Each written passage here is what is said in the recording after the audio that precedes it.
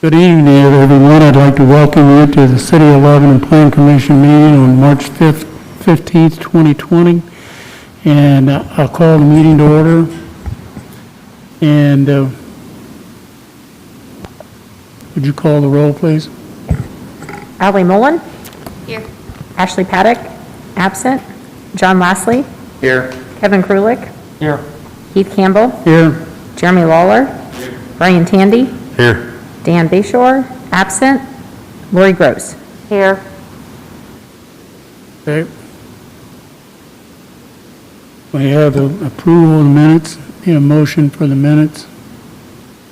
I make a motion, we approve the minutes as written. Second. Okay, we have a motion and a second. Would you call the roll, please? Ali Mullen. Yes. John Lashley. Yes. Kevin Krulik. Yes. Keith Campbell. Yes. Jeremy Lawler. Yes. Brian Tandy. Yes. Lori Gross. Yes. Okay. Any old business? I don't know of any. Anybody else on the board have one? Okay, new business. Okay, docket 21-6, Amston Trailer requesting development plan approval to construct a new trailer sales facility. The property is located at 3083 South Indianapolis Road. The property is zone SF, single-family residential. Mr. Bontrager. Very good. Good evening, Plan Commission members. I'll just walk through this plan for you here a little bit. For those that are familiar with this area, this is the old Weber concrete site. Amston has started moving some of their trailers and equipment in there, but it will become a trailer sales and service center. They did go before the Board of Zoning Appeals in November to get variance of use to allow the trailer sales. As you know, the annexation area down in this area is all zoned single-family residential. It was just a blanket zoning that was put on the area, so they did come back in for a variance of use to allow this use down there, and that was approved at the November meeting of the BZA. And then they developed their plans for the property over the last couple months, so they did come back to the Board of Zoning Appeals in February to receive a handful of different variance requests related to the improvements to the site, which I will go over for you here quickly. So here's the plan for the site. This is actually the southern 2/3 of the site. Some of the existing gravel area that's also part of the property is to the north here. This is Indianapolis Road on the west, and then Interstate 65 on the east you see here. And so these are the proposed improvements that they're going to be making to the site. This does not at the current time include a new building or an addition of a building. This is primarily site-related work, but we did bring it through the development plan process because of the significance of the area they were paving, and it did require a fairly extensive drainage review for the site. So we did bring it through the development plan process for that. So these are the improvements to the site. This is the existing building that you see sitting out there now, an area for a potential expansion in the future of that building. This is a trailer display area, storage area that you see here that's out in front. Everything that you see, this kind of the main drive aisles here would all be asphalt paving. Everything that would be kind of the trailer parking lot or trailer parking areas would all be asphalt milling, so it's kind of like asphalt gravel, if you will. They did get a variance to allow that, but essentially everywhere where somebody will be driving, a lot of movement is all paved asphalt. They do meet all of their interior parking lot landscaping requirements and their perimeter parking lot landscaping requirements, which you see reflected here. So they will be reestablishing a landscape buffer along Indianapolis Road that you see here and providing those plantings, whereas right now it's kind of like the gravel and the road have all kind of just become one. So they will be reestablishing that landscape buffer and then also providing the required interstate corridor buffer along Interstate 65 that you see here. So again, like I mentioned, the detention was the primary focus of this effort. So you can see there's a much enlarged detention pond that's being provided here to provide detention for this overall site. So that kind of covers the primary improvements that you see here. So kind of walking through just a couple other elements of the staff report. TAC review was fairly straightforward because there aren't that many utility improvements are taking place. They have worked their way through the stormwater review process. In terms of the development standards, again, there's not a building that's part of the construction, so just looking at the overall site requirements. They have provided the required customer and employee parking area that you see here to the I guess the southeast of the building. I've already kind of gone through the landscaping, so when you consider the variances that were approved for landscaping, they have met all of the required landscaping requirements as you see here. In terms of signage, they haven't currently proposed any signs, but if and or when they do, they would be required to meet all the UDO standards for ground and wall signs. And in terms of architecture, there's no new buildings, but if and or when that they do bring a new building in for construction, it would be required to meet all of the architectural standards of the zoning district and also of the interstate overlay district. So in terms of staff recommendation, we have recommended approval of the development plan subject to the following conditions, that they adequately address any remaining technical advisory committee comments prior to application for any permits. And lighting plan, if they intend to light this area, they'll be required to submit a lighting and photometric plan that meets all applicable UDO standards. And then signage, which I've already mentioned, that they will submit a signage plan indicating the location and elevations of proposed signs and receive sign permits before any sign installation. And that's all I have. I'm happy to answer any questions. Anyone have questions for Ben? On the board? Okay, the applicant here, they want to speak?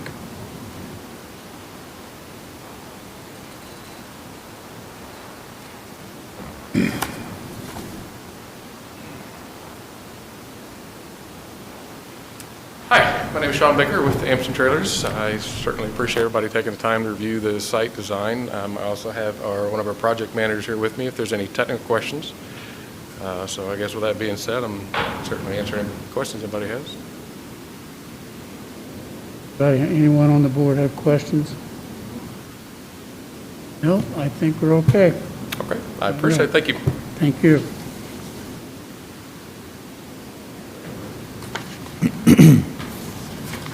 So,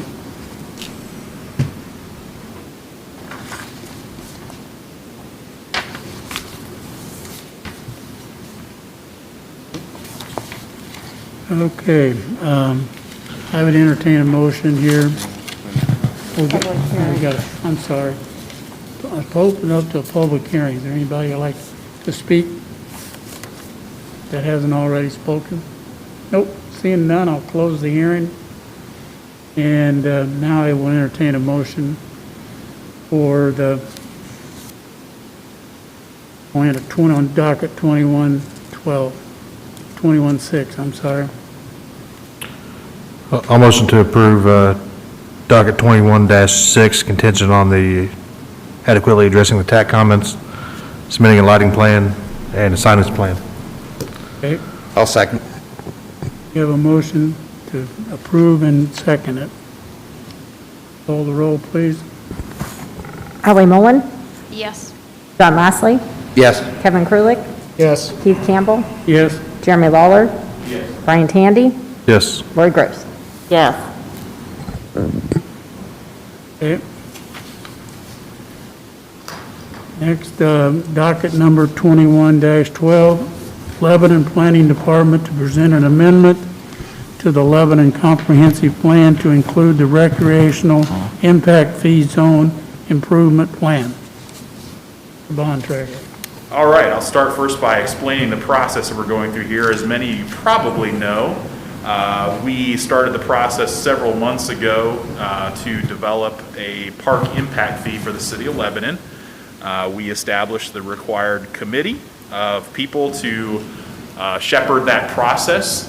It included Parks Director, an individual from the Park Board, including myself, and then a couple people from the development community. One who works for a builder who's actually getting ready to start a project here in the community, and then also a real estate agent. So we had 5 members on there, and then we were helped by our consultant Baker Tilly through the process. They've done a number of these for communities in the area.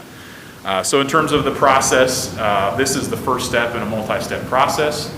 The zone improvement plan, which is before you tonight, is the first step. This has to be adopted as part of our comprehensive plan.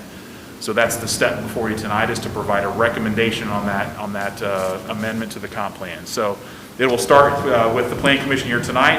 Then the council then would adopt this amendment by resolution. And then they would also then consider the park impact fee ordinance that would actually establish the fee. So that would be the next step, is over the next couple of Planning Commission, next couple of council meetings, that will be considering both the amendment by approval by resolution, then also the park impact fee ordinance. So that would be the next step. So the first step tonight is then the consideration of this park impact fee zone improvement plan as an amendment to the comp plan. And I'll just kind of walk through, I won't go through all of the calculations here, but I'll kind of generally explain to you how we came up with the number that's being reflected in the zone impact, fee, or the zone improvement plan, excuse me. So two things that are the primary functions of that group and part of what Baker Tilly does is you have to look at population projections for the community over the next 10 years. So we essentially look at the projects we see coming, what some of their projections are on how many units they expect in terms of both single family and multifamily residential. So thankfully, we don't have too many significant communities other than Steve Hankey that we have to try to project. Some communities like in Westfield and Noblesville, those that have, 10, 15, 20 active neighborhoods, it's a little harder to do those projections. We have, 3 or 4 that we're looking at and then extrapolate from there. So we did, the planning department did help Baker Tilly put together some population projections because what you do then is you take that number and then also determine the costs associated with any improvements. So on the improvement side, what you do is you determine the number of the list of amenities that you see being added to your park system over the next 10 years. And for each one of those amenities, you have to essentially determine a service ratio. So for example, basketball courts, we have our existing inventory and what our current population is, and so that kind of gives you a number of basketball courts per number of people in the city. And what we did is we looked at each one of those things to determine if that was an appropriate ratio, whether we have too few basketball courts or too many basketball courts. And so for each one of the lists, we probably got about 20 on this list, we had to determine what that effective target service ratio was. So that as we then look at the population projections over the year and we add people, we figure out how many of each one of these amenities we'd have to add to the city in order to maintain that target service ratio. So that is part of what the committee did, is look at our current ratios, determine whether those were adequate or whether we needed to make adjustments in some way, shape, or form. And so we did that for each one of those 20 or 25 different amenities that are on this list. From there, then we looked at what we expected over the next 10 years in terms of population projections, and then determine how much of each one of those amenities we would have to add to maintain that service ratio.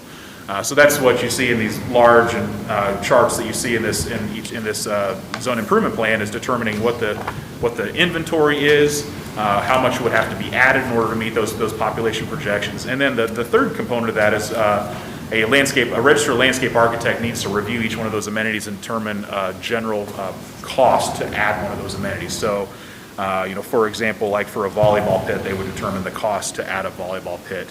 So then when they look and see what those deficits are over time, then they can determine the cost associated with continuing to meet that target service ratio over those 10 years. And that becomes the overall cost of adding park amenities to maintain those service ratios. So at that point then, it's an easy math equation. You take that overall cost that you've determined, you divide it by the population projection over the 10 years, and that determines what your fee, at least the proposed fee or recommended fee is for the park impact fee. And that's what you see on the, I think it's which page is it? I thought I knew which page it was. There's a summary page towards the beginning, page 6. So what they've done then is the impact fee calculation on page 6 shows the summary. It's the cost of meeting the 2030 level of service needs, about $6.3 million.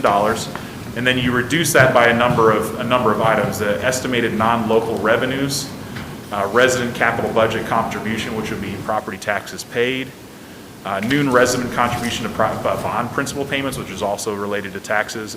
Estimated other funding sources could be grants, could be other, if you've got like a sponsor or something like that provides some funding. And so at that point then, you've reduced that amount, so the total capital cost that would be funded by the impact fee is about $3.6 million. And we estimated that over the next 10 years, we'd add about 2,800 housing units to the community. And then the calculated impact fee then is $1,286 per new single-family unit. And just to explain a little bit how this fee works, so impact fees can only be used for additions to the park system. They can't be used to maintain your existing park system, replace existing equipment. Date needs to be updated. You can't use it for any of that. This is strictly for adding new acreage to the park facility, adding new equipment to the park facility that expands the capacity. So that's what the funds can be used for. And then only when there's a new house constructed or a new apartment unit constructed is when the fee is paid. So if somebody were to do a major remodel on an existing home, that home already exists, so that theoretically that home's already been paying property taxes, so that home does not pay. So this is when every new home's constructed or any new apartment is constructed, they would pay this fee. So when they come in and pull a building permit for that new construction, they'll pay $1,286. It'll go then into a park impact fee fund, and that will collect over time and be used to fund some of these projects. And for multifamily, again, if it's a 20-unit apartment building, they pay $901 per unit for that 20-unit building. Multifamily homes, this I believe is from Indiana code, or that they pay 70% of the total fee per unit. The assumption is there's less people that live in an apartment than may live in a typical single-family home, so that's how that's typically done. So that's the quick and dirty breakdown of the zone improvement plan that becomes the basis for the park impact fee ordinance that the council's considered. As I mentioned, the responsibility here by the Plan Commission tonight would be to make a recommendation to the council adding. So with that, the planning staff does recommend that the Plan Commission forward the recreation impact fee zone improvement plan to the council with a favorable recommendation, and I'd be happy to answer any questions. Ben, did I hear you right? You said the multifamily home, like if it was a apartment, it would be 901 times the units? So if there's 30 apartments in that unit, it would be 901 times the 30? That's correct.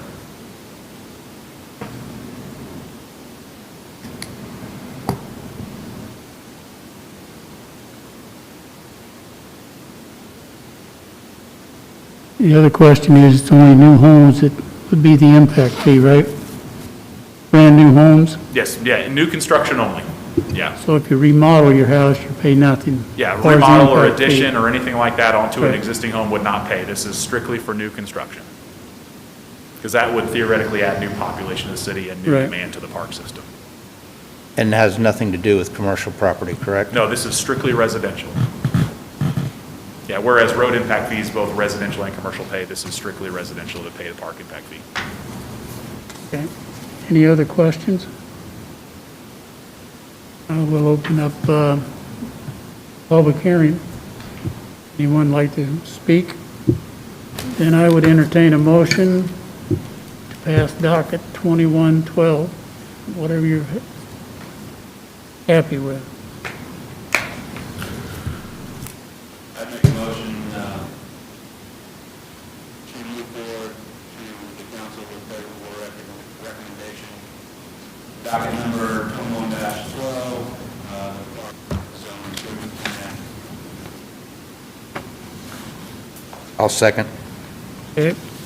We have a motion and a second to approve docket 21-12. Call the roll, please. Ally Mullen, Yes. JohnLassley, Yes. Kevin Krulik, Yes. Keith Campbell, Yes. Jeremy Lawler, Brian Tandy, Yes. Lori Gross. Yes. Okay. All right, next on the docket is docket 2113, 11 and plenty amendments to the United 2 UDO Section 6.3 down and 3 UDO Section 11.1 definitions. Mr. Bontrager. All righty, so here's a couple of items we wanted to go ahead and get cleaned up because they've become, I would say, a more regular issue than they ever have. The first one is related to primarily the central business district around the courthouse square. Right now, the parking ordinance suggests that anytime there's a change of use in any building on the square, I'm required to confirm that they have met the required off-street parking for that new use. Which, if you're familiar with our square, and I'm sure you all are, most of those buildings don't have off-street parking and have no way to provide off-street parking. So every time the use changes, theoretically, there should be a variance requested from the Board of Zoning Appeals in order to allow that building to continue not providing the off-street parking because they don't have any space for it. In essence, in order a building down, which is completely counterproductive to what we're trying to do downtown. And we've actually had 3 such requests in like the last 4 months. So it's, we've had some uses turn over. We've had some uses change building locations even though they were already downtown, but every time that use changes, I'm required to review and make sure they provide that parking. And so what we wanted to do is rather than continue to have these variances, because we expect and hope that there's continued investment in our downtown, is to adjust our parking standards to allow for certain exemptions for changes of use like this. So what we've done is we've looked at the parking requirements within the central business district, and if you recall, we already allow for a 50% reduction in their overall parking requirement. Because you're downtown, you have a lot of on-street parking that's provided. So there is a reduction, but the one thing I did want to clean up at the same time of doing this is not only do we allow a 50% reduction, but we also allowed them to count the on-street parking spaces that were adjacent, which allowed them to also count the on-street parking. So it's, in my mind, was double counting. So the first thing we did was eliminated the ability to count the on-street parking towards their parking requirement, and that's where you see in the staff report the number 2 that's crossed out. We've just, in a sense, eliminated their ability to count the on-street parking twice towards their parking requirement. And then the more significant component here is the exemption for downtown. So what we've done is basically, in the interest of preserving the central business district and downtown buildings, properties located within the commercial core sub-area of the downtown overlay district, which is specifically identified within the overlay district. It's essentially the square and a block in each direction. So it's really that primary core where you have the buildings and the very urban setting on the street, and they don't have the on-street park, or sorry, the off-street parking.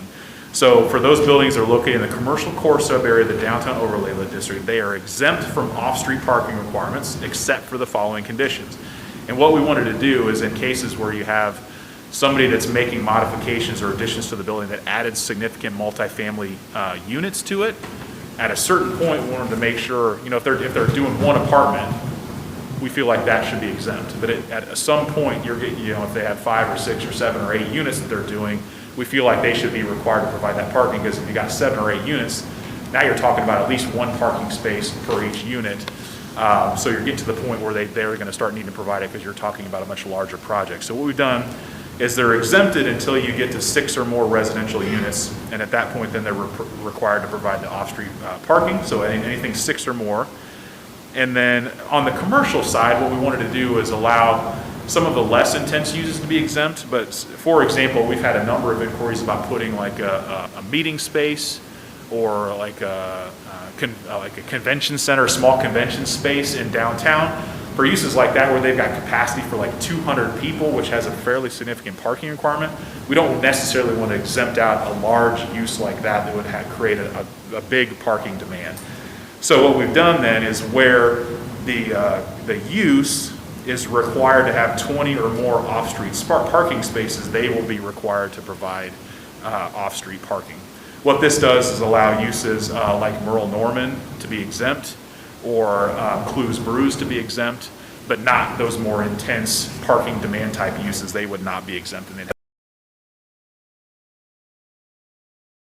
that some ability for planning staff to be able to review the use and determine at our discretion if they're required to provide parking spaces. So if it's something where it would appear though that they should be exempt, but we really feel like because of the type of use it is and the demand it's creating, that we feel like it should be required to provide the parking spaces, it does give us the ability at our discretion to say, no, even though it says by the letter of the law you're exempt, we believe you need to provide the parking.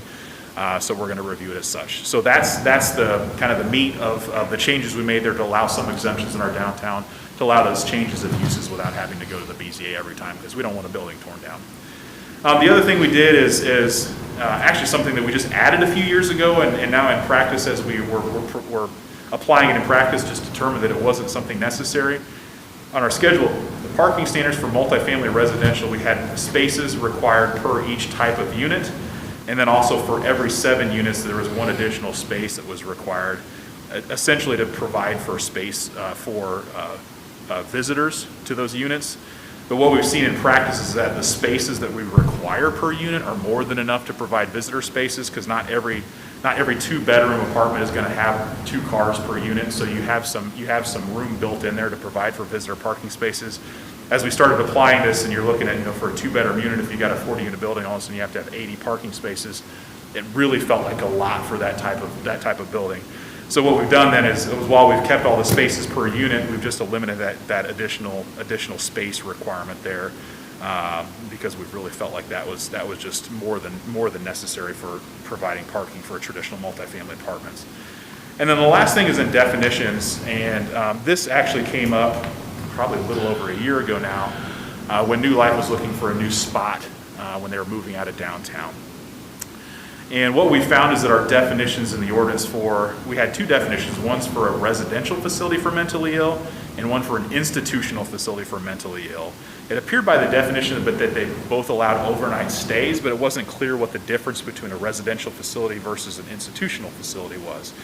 And as we looked at where they were permitted, the residential facilities were primarily permitted in our residential zoning districts, and then the institutional facility was primarily permitted in our more intense commercial industrial districts and multifamily districts. So the assumption here was that residential facilities were smaller and more residentially focused, and that the institutional facilities were typically going to be larger, more commercial building focused. So what we did here is further define them here based on the number of beds, so we could differentiate between the two a little bit easier. And so for the residential facilities, we added to that definition to say that residential facilities are defined as including less than 10 beds for mentally ill individuals. And then the institutional facility essentially is then a facility that's defined as including 10 or more beds for mentally ill persons. So that was the quick change we made that'll make it much easier for us to differentiate between those two uses to determine which zoning districts they're permitted in. So with that, those are the changes that we've proposed to the UDO at this time, and we would recommend, and this again is a two-step process. The Plan Commission provides a recommendation, and then it goes on to the council that then adopts an ordinance to make the changes to the UDO. So we have recommended the Plan Commission forward the proposed text amendments to the council with a favorable recommendation. Happy to answer any questions. Okay. Anyone have a question for Ben?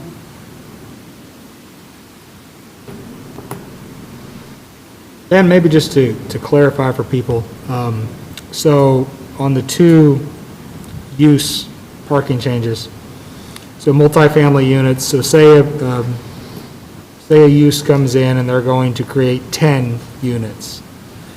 So they would be above 6. Are they required to do parking for just the 4 spaces above the 6 or for all 10? For all 10. And then same question sort of for the commercial retail. What if they need 25 spaces? They're It's all providing 25. Yep.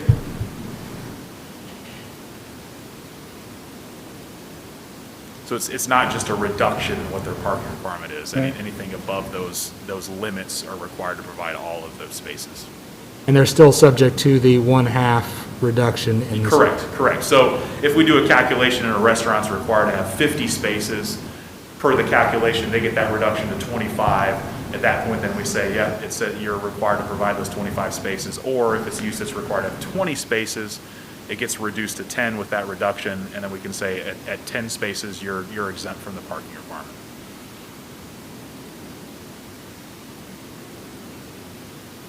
So like the Clues' Brewery, how many spaces are those going to be required?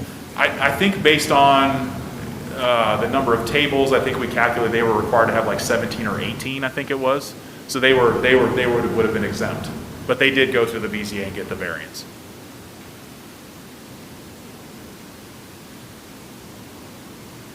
Any other questions from the board? Okay, I'll open up the public hearing. Again, no, we'll close the public hearing. Then I would entertain a motion to pass the motion for send on to the council. I'll make a motion to forward the proposed text amendments to the common council with a favorable recommendation. Second. Okay, we have a motion and a second. Would you, Kelly, call the roll, please? Ali Mullen, Yes. John Lossley, Yes. Kevin Krulik, Yes. Keith Campbell, Yes. Jeremy Lawler, Brian Tandy, Yes. Lori Gross. Yes. Okay. All right. Other business. Ben, you have anything else?